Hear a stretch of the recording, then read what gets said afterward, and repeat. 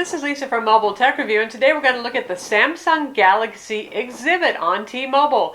Yeah, it might be a little confusing because there was a Galaxy Exhibit before. That one was the Galaxy Exhibit 4G. They axed the 4G from the name here. They didn't call it the Exhibit 2, but that's okay. What is it? It's an entry-level phone that's wildly affordable, $235 retail. That's the full price of the phone. So if you're looking for something on a budget or just your first smartphone, you don't want to break the bank, this might be it. We're going to look at it now. So here it is, the Samsung Galaxy Exhibit. Very hand-friendly if you have small hands. A 3.8-inch display. Do you remember those about 3 years ago? That was kind of state-of-the-art, right? Now it seems incredibly small. But the nice part is, boy, it should fit in just about anybody's hand. And it has a nice soft-touch curved back here that's very comfortable. Granted, it's not a looker, it's not gorgeous. Not horrible either, but nice to hold on to. And the back is removable, giving you access to the battery. That's always refreshing. Grab point right there, you yank it off, there's your battery, there's your full-size SIM card slot. Remember full-size SIM cards? This is just like a way-back machine, isn't it, this phone? And we have a microSD card slot. You don't have to take the back off. It's actually underneath this little door right over here that says microSD card slot. So you can use cards with this to expand storage. You can use cards up to 32 or even 64 gigs. We tested it, it worked just fine. And that's a good thing because you really will want to augment storage. This only has 1.2 gigs of available storage out of 4 gigs total internal storage. So that's not much. If you're into 3D games, obviously some of those are larger than that just for one game. But this phone really doesn't have the horsepower for playing those kinds of games anyway. On the side here, in addition to our microSD card slot, we have the volume controls, typical of Samsung, and on the opposite side we have the power button right there. Up top, 3.5 millimeter standard headphone mic jack. Here's our micro USB port right here for charging the phone and for transferring stuff from your PC if you want to. On the back, 5 megapixel camera with an LED flash. That blue accent here and on the front home button, that is not some shipping tape that they put on. Often they do use blue highlights so you see it and pull it off. That really is the design of the phone right there. That's our rear firing speaker. And on the front, standard unlock screen right here, we have a center clicky oval home button, and we have capacitive soft buttons right there that light up when you touch them. And as with most Samsung phones, you can control the duration up to 6 seconds of backlighting. This is just a standard TFT screen here. Not super duper bright, not super duper colorful, but not too bad. Viewing angles, not too bad as phones go. You can see it loses its brightness and its colorfulness as you move it off angle, but it's certainly quite usable at most angles that at least I tend to hold the phone at when I'm using it. 800 by 480 pixels, again something out of about 3 years ago, but hey, this is a very inexpensive phone, and for $235 I have to say you get a brand you can trust, Samsung. You get a relatively recent version of Android OS 4.1.2, that's Jelly Bean. Samsung's TouchWiz software on here. Not all the bells and whistles you're going to see on something like the Samsung Galaxy S4. Pretty decent, that 5 megapixel rear camera, and we have a front video chat camera as well. And all of the usual things that you would expect on a modern smartphone. We have dual band Wi-Fi, we have Bluetooth on here, and a GPS. No NFC though.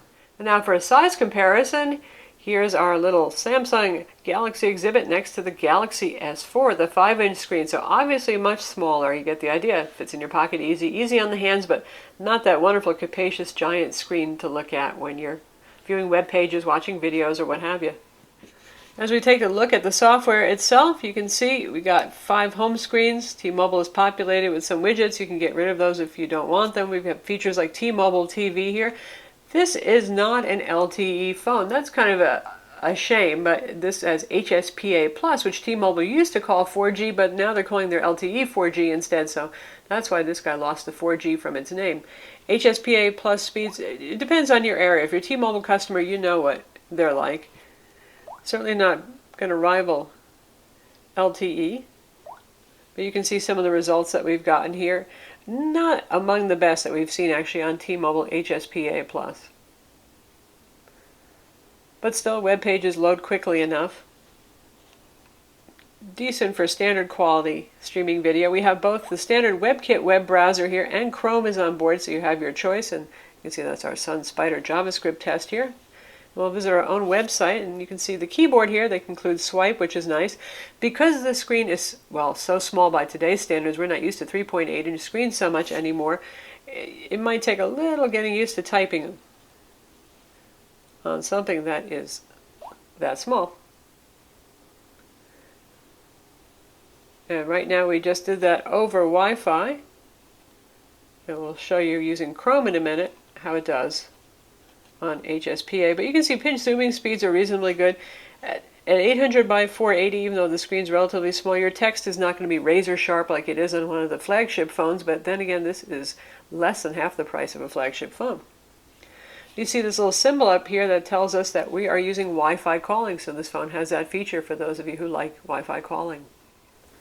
And typical of Samsung TouchWiz, right here we have all our quick access right here to wireless radios and settings.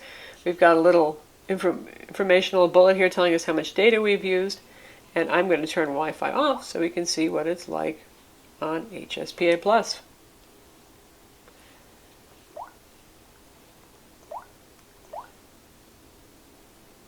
And now we'll use the Chrome web browser.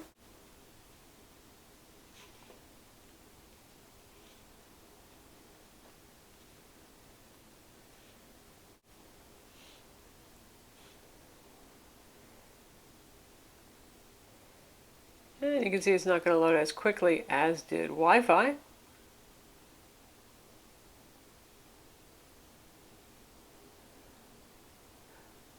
And there you have it.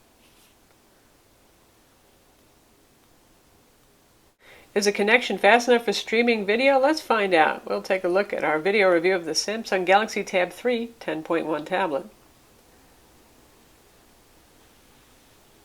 We have a pretty good signal here, so I have some high hopes.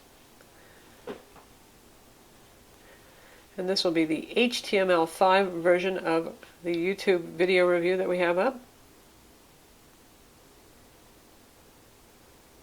Flash is not pre-installed. You could try to preload it if you want it. There we go. Now honestly, I think this has more to do with the processor speed than it does with the data speed of the phone. We'll talk about the processor in a bit. And there you go. You can see our volume was about 55%, 60% right now. Samsung's latest Android tablet. This is the Samsung Galaxy Tab 3 10.1. Yeah, they're sticking with that naming convention. Gets a little confusing by the time you add. Yeah, they're sticking with that naming convention. Gets a little and here we go, full screen. Took some patience to get here, but we got here. Now, as I said, part of it is the network speed, part of it's probably the processor speed. This has a 1 gigahertz dual-core CPU. Again, 3 years down back in memory lane. You remember what those were like. And it's a kind of nameless CPU. It's the STE U8420 with Mali 400 graphics. Mali 400 graphics back in the day of the Galaxy S2 were not so bad, but today it seems a little bit aged.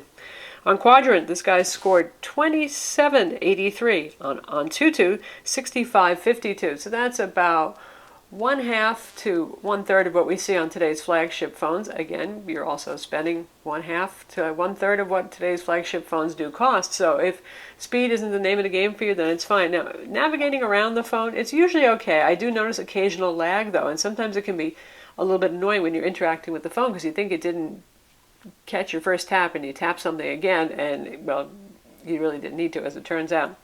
But overall, it's reasonably usable. It's tolerable. If you're on a budget, hey, it's solid. It works. It has all the features of Android. All the standard Android apps are on here. You have your Gmail, your calendar, your contacts, all that kind of thing. A couple of Samsung TouchWiz features. Mostly those are just the UI enhancements here, not too much in terms of their own application enhancements. You do have their Media Hub, so you can buy content from there. Slacker is preloaded on here, so is Telenav Scout. A couple of T-Mobile utilities for managing your account, obviously for T-Mobile TV as well. And we have Samsung's S-Voice on board for those of you who actually like S-Voice. I find that it kind of works mezza, and I prefer Google Voice Control. Now let's see how it plays a game. We're going to go with Dead Trigger because that's a 3D game that's kind of cool looking, but it's not super duper demanding. It runs on all kinds of hardware. So we're going to give it a try and see how it goes. So here we are in Dead Trigger, and granted this is a fairly static scene, so it's pretty playable here, but it definitely is usable. Occasionally I see some frame rate drops, but overall it responds and it plays.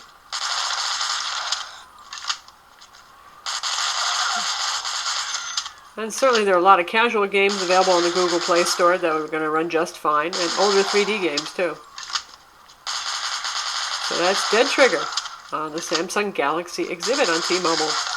The Galaxy Exhibit is a good voice phone, and you can see we have a fairly standard looking dialer over here, large and easy to use, access to your call logs, your favorites, and all contacts right here. Definitely incoming and outgoing voice are nice and clear and fairly full too, so as a voice phone this definitely fulfills its job. It's pleasant to use. Battery life on this, we have the 1500 milliamp battery back here, and you know this is a phone that has a small screen. It's not very high resolution. It's only a 1 gigahertz CPU, so you know what that means, good battery life. You can probably go about almost 8 hours of call time according to our tests. So definitely an Energizer Bunny here too, which is nice compared to some of today's flagships, which have giant displays, fast CPUs, and suck the power down like crazy. So that's the Samsung Galaxy Exhibit. It's available now on T-Mobile. You can get it for $19.99 down and make payments on it, or just spend $235 total to get the phone. I wouldn't recommend it for somebody who's an advanced smartphone user unless maybe you dropped your phone in the water and you're desperate for something new. And obviously for $235 this is wildly affordable and it is functional.